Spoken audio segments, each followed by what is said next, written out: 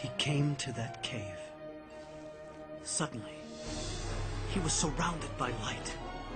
When he looked up, he saw the Archangel Gabriel standing before him. He was speechless.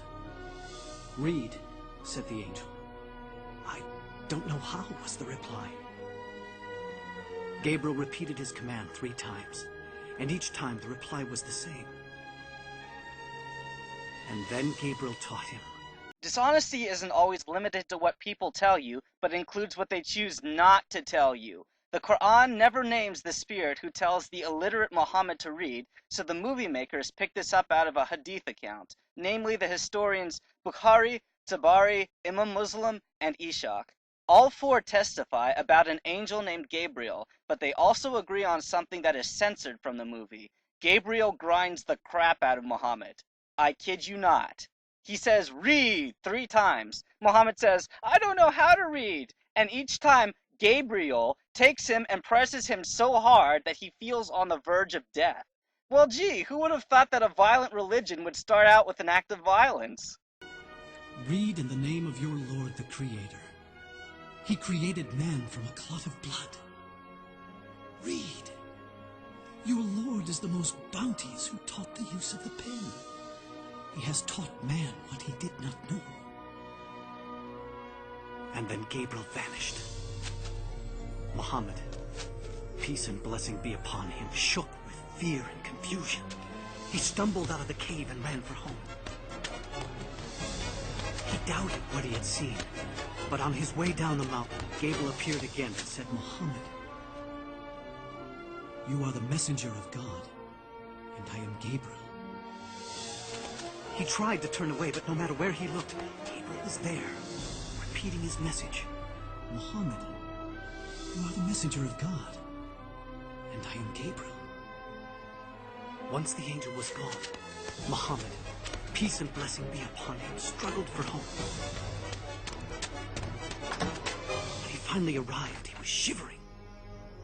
He asked Khadija to cover him. He told her everything he had seen and heard. He told her he feared for his sanity or that he had become possessed. But Khadija assured him that God would not allow an evil spirit to overtake a man like him, who had always told the truth and cared for the poor and needy. Soon after, Khadija went to her cousin, a religious scholar, and told him what had happened. "Your husband?" Okay, hold on. The movie doesn't depict Gabriel as an evil spirit and calls Muhammad an honest man, yet faithfully retells Muhammad's horrified concerns that he's been demon-possessed. Funny thing though, the Virgin Mary encountered Gabriel and she didn't have this problem. The movie probably would have sounded more honest if they kept the spiritual beating in. But then again, it probably would have pushed away us Westerners to see God's most famous messenger angel crushing the life out of his last and most important prophet. "Your husband is a prophet of God. The people will accuse him of lying and many other evils. Oh, and he will be cast out." Despite her cousin's warning, I would Khadija love believed to know all where her this husband scholar had was told reading her, from, which and predicted she that never there would come a hesitated in prophet like becoming Muhammad who would be Islam's cast first out for believer. lying. I think it's more likely that And this soon, story was invented others after the followed. fact. I keep hearing rumors about Muhammad's secret meetings. Please, Abu Jahal. But he's teaching something. I don't know what it is yet, but his adopted son Zayd has joined him, and so has his cousin Ali. So what? The rest are beggars and slaves. But he must be punished. For what? For teaching something different. Look, if his followers were men of power, if his teachings were dangerous, I'd fall on him like an ocean. But this is Muhammad, Abu Jahal. Al-Amin, the honest one. I present to you, both in Ishaq 365 and Tabari 7 verse 94, Muhammad bin Maslama said, "O messenger, we shall have to tell lies." "Say what you like," Muhammad replied. "You are absolved, free to say whatever you must." In the unlikely event that Muhammad was a famous truth teller, that changed. after Islam. I've already shown that this movie is deliberately deceptive. Lying is Islam's poster child. I'm sorry if my political incorrectness is offending anybody, but I would rather offend than deceive. For 3 years, the Prophet, peace and blessings be upon him, preached in secret. It was during this time, Siham, that I first heard his teachings. I'm not sure we should be doing this. You have to hear him, Mother. We'll be all right, Jalila. Inside, quickly. There's more tonight than ever before. Thank you, Jeff.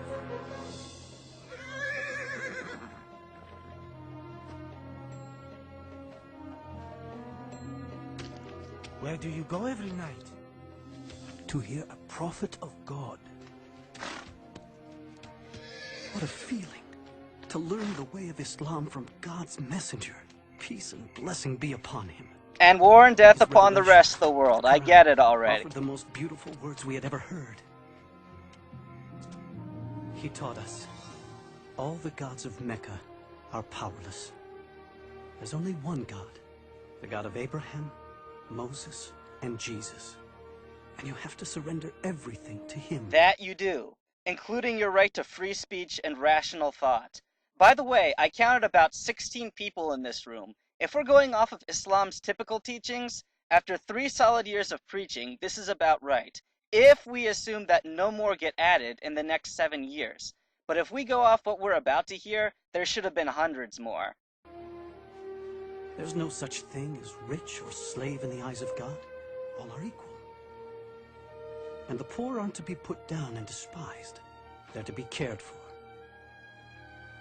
The Quran says, in the name of God, Allah, the merciful, the compassionate, the most honored of you in the sight of Allah is the most righteous of you. Women aren't possessions. They're God's creations and just as important as any man. Respect them. Okay, I originally planned to keep my mouth shut through these teachings and just let the movie go, but this is too much. This obvious, bold-faced lie that men and women are equal in Islam assumes our total ignorance and stupidity. Just one little question, Badar International. Are women allowed to drive in Muslim countries? Yeah, that's what I thought. Perhaps Tabari can help us understand why Muslim women are treated as they are. Tabari 1, 280. Allah said, "It is my obligation to make Eve bleed once every month as she made this tree bleed. I must also make Eve stupid, although I created her intelligent. Because Allah afflicted Eve, all the women of this world menstruate and are stupid." And while I can't find any verse in the Quran that even hints of equality between men and women, I do find stuff like this. Quran 4 verse 11. Allah directs you in regard of your children's inheritance. To the male, a portion equal to that of 2 females. These are settled portions ordained by Allah. I cannot believe George Bush and Barack Obama support this stuff. If there was any justice left in the world, this movie would be publicly disgraced along with Islam for lying so blatantly to our children. But chances are I'm going to get disciplined for this first, more likely for hate speech. Enjoy your truth while it lasts. The earth is a gift from God. Allah! Treat it gently. You are its caretaker. And remember, you will all be judged according to your deeds. Many became Muslims that night. We showed our faith with a simple pledge. There is no God but God, and Muhammad is his prophet. This is one of Islam's biggest deceptions, claiming that Allah means God. But there is a word for God in Arabic, and it is Illah, not Allah. This is why Muslims say, La ilaha illallah. Allah is simply this God's name. So why is this important enough for Muslims to lie about it? Because you've probably noticed that this God is claimed to be the God of biblical figures like Abraham and Jesus. But that God was never called Allah, and certainly never hated Jews like this one does.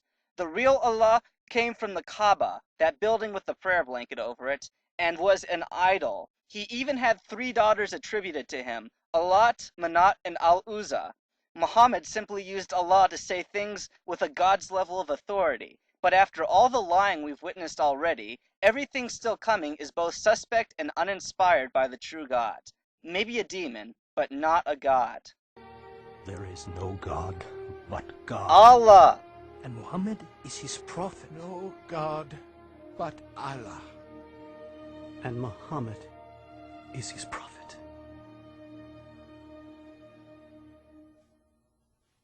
You won't believe it, Amhal. He says all men are created equal in the sight of God. You have to take me to him. I knew you would see the danger of Muhammad's preaching. Of course I see it. He must be stopped. You cannot stop Muhammad.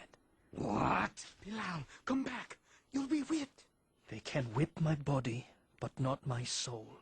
Fine, then leave your soul there, but get your body back here. That's actually somewhat What do funny. you know Didn't think about you had it in you, Muhammad? movie. I know he is a prophet. Prophet? You see? It spreads like a disease. The gods will punish you for those words, Bilal. Muhammad says the idol gods are powerless. Huh? Powerless. Powerless, he says. A slave says all the gods are powerless. Now, what do all of you say about Muhammad's harmless teachings? Our nephew preaches against us, Abu Talib? We also believe in an almighty God. Well, yes, but we don't say all the rest are worthless. What harm can be done by it? Those who listen to him are the poor and weak. Not all. They have been joined by Abu Bakr. Oh yes, Muhammad's mighty friend has also deserted us. He's only one man. No! He is the first spark of a flame that must be extinguished. I agree with the supposedly evil guy. Bakr would later write poetry about some of the things he did with the Prophet. Ishaq 281.